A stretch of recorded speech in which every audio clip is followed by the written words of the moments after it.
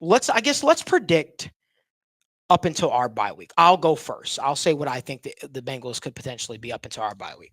I think the Bengals beat New England. I think the Bengals beat New England. They go 1-0. I'm taking the Bengals to beat KC. I think that they go 2-0 there. I think they beat Washington. I think they go 3-0. Then they beat Carolina. I think they go 4-0. I think they drop to Baltimore. One of the two. I think they drop one of the two to Baltimore. So you can call that 4-1. I think they beat the Giants. Right. I think they beat the Giants. So we'll call that um what did I say? 5-1. Does that make sense? Yeah. Yeah. So 5-1. Cleveland is always a tough matchup for some reason. I think it's the tempo in which they play us. This one's at Cleveland too, week Yeah, 7. I'll give Cleveland that one. So I'll say 5-2. Philly versus us is a tough matchup. That's a tough matchup. And Philly is one of those teams that just finds a way. They can change. They can. I know that like down the stretch last year they didn't look the greatest, but I rate them a little bit higher than I think than other people rate them. I think that there was some reasons as to why they sort of struggled, and I expect them to sort of have a bounce back year. I'd like to say I pick Cincinnati in that game personally, but for the sake of competitiveness, I'll give Philly that game. So we'll say what 5-3. I think Cincinnati then goes on to beat Vegas, which puts them at 6-3, and I think they beat Baltimore. They split. I think they split with Baltimore. So whether you have Cincinnati winning the Yeah. one in Cincinnati or Cincinnati losing the one um, in And Baltimore.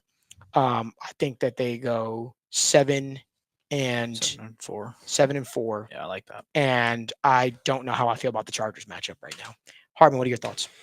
I think the first four. I think we can take the Kansas City one. Yeah. It just depends on what team shows up. But I'm gonna say we take the first four. And then I think we split one with the Ravens. I don't think we lose both. I don't think we win both.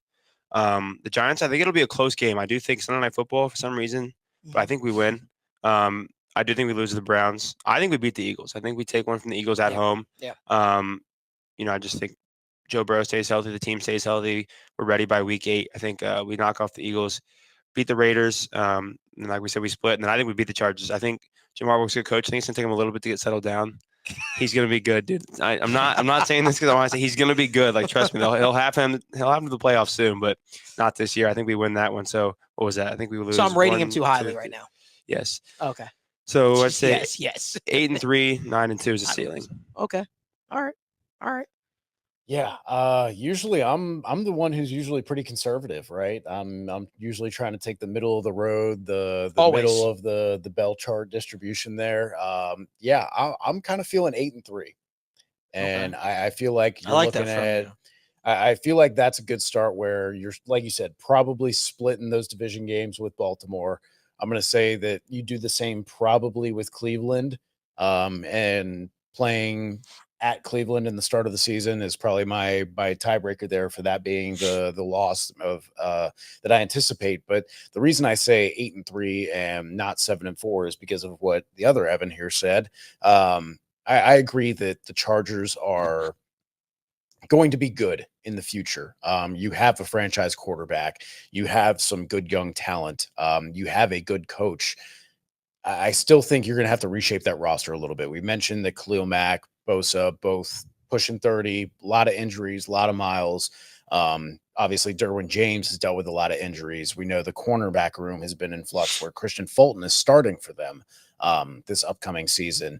The wide receiver weapons. I mean, yes, we all loved Lad McConkey coming out, but is he ready to be your wide receiver one off the bat? Because Quentin Johnson had about as disappointing of a rookie campaign as you can when Keenan Allen and Mike Williams are both dealing with injuries, and all you can do is get targets. And then Josh Palmer has been that boomer bust guy who's just solid for the last 3 to 4 years, right? So I see them playing that team week 11. That's a lot of time for those injuries to accumulate for the Chargers, for these older guys to kind of You're banking on the older guys breaking down. I am, dude, because again, like I said it with the Dolphins I was like, hey, last year they've got 5 guys over the age of 30 that they're paying $30 million to. And you know how many were available at the end of the season? Like 2. It was Tyreek Hill, and Teron Armstead was just out there on one leg doing the best he could. Like, and that's that's kind of where I look, where I say, hey, I know we're high on the outlook of the Chargers. Justin Herbert is really great. I'm not trying to slander the Chargers at all. But just looking at that roster, I feel like they're kind of in that weird middle ground where I agree. But we all can all test the Bengals. Listen, I don't think I'm being like too high on the Chargers. I think that if anything, I feel like we're selling the Chargers a little bit low. I feel like the Bengals have always dropped weird games and games we probably feel like they should. I'll never forget, and again, this was 2 years ago, but I'll never forget going to that Chargers Bengals game and being pumped up. Herbert versus Burrow. I gave a passionate speech right from my living room on my show. And I said, yeah, like, this is going to tell the test of who's going to be the. And we get there and we had the first drive and it looked good and everything went downhill from there. Yeah. When people were like, oh yeah, what's the best thing we can do? Justin Herbert's our franchise guy. Oh, well, we're going to turn to a run first identity now. We're not going to utilize. And it's more so I got to see the Chargers. I think I'm banking. Sure.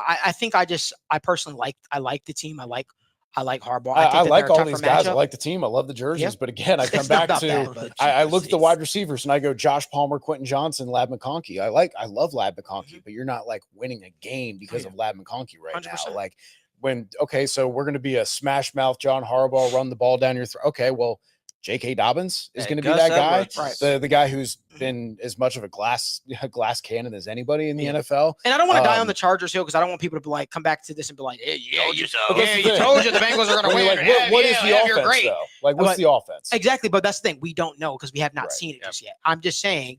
I just think that the Chargers could be a tougher out than people are giving them credit for. We have to see how it all plays. There could be a world in which they're all healthy. Now that'd be wishful thinking. Malik, there's a world. Chargers fan. Hate to say it. Absolutely not. Absolutely not. But I guess I'm just if the Bengals were to drop a game to a team that would not be a team that shocked me. It'd be like the Raiders. That would be the one thing. That would be very upsetting. Gardner Minshew he does the Trevor Siemian, has like 5 touchdowns, the best game of his career, and then just isn't on a roster like a year later. Hey man, in all likelihood, and if I'm just going being super optimistic about it, I say, hey, the Bengals could beat all these teams. And I can say, Bengals run the table. They look great. But Logan, what were your thoughts? You share the same sentiment with Evan? Yeah, I'm kind of with everybody here. I'm sitting around 7-4. That's what I like, but I'm sitting here looking at the schedule and something I wanted to bring up too.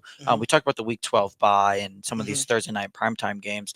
But we play Week 10 Thursday night football in Baltimore. Yeah. Which, and then when you play on Thursday night, you kind of have that mini bye week as well. So we have that mini bye week and then we go play the Chargers, which we talked about, which is one of those weird games for us. So that, hopefully gives you a little bit of a boost there. But then you have your actual bye week. So now you're coming off a mini bye and now you got your actual bye week. That's another extended period of time to actually catch some rest there. And then you also have that mini bye after week 16, to prepare kind of for that week 17, 18, those big games and even to the playoffs. So it's kind of nice to have that later bye plus the 2 mini buys kind of like in that month span where you're really resting a lot down the stretch. I think that can pay huge dividends down the stretch for a team that has struggled to stay healthy. And we all know how important it is to be healthy when the time matters most. So kind of having those 2 to 3 mini bye weeks almost stacked on top of each other is a huge advantage to kind of just refresh, reset, and just get healthy if we're not healthy. Absolutely.